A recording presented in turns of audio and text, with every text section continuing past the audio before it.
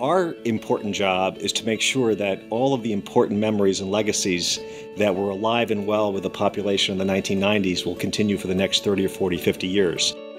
And the way to do that was to create a group of thousands of informal diplomats.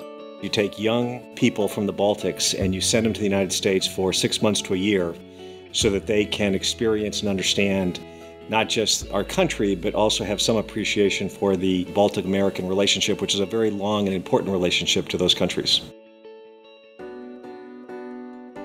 Once I was listening to the radio, and suddenly I heard this word Baff and America.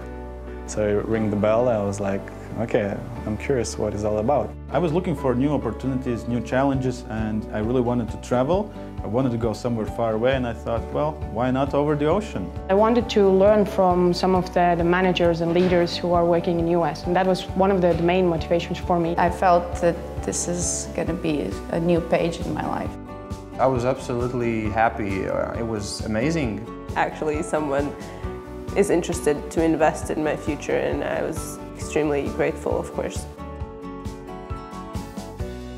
So I was working at the public radio station called KALW in San Francisco. I ended up in a small real estate company. I had the chance to work for a very legendary avant-garde filmmaker. I was working in a company called Genomatica. Mistress is a small creative advertising agency. I got a chance to work at Jazz at Lincoln Center. When you go to the United States, you understand regional differences, you understand cultural differences.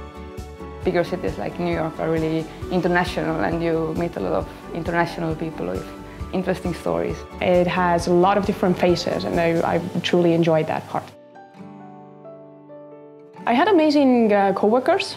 They were really interested in who I am, what I'm doing, what is my progress, and they were also pushing my limits time to time, pushing my professional limits. You know, living in different cultures, it's still really really educating, and it's really like refreshing, gives you a better perspective to life.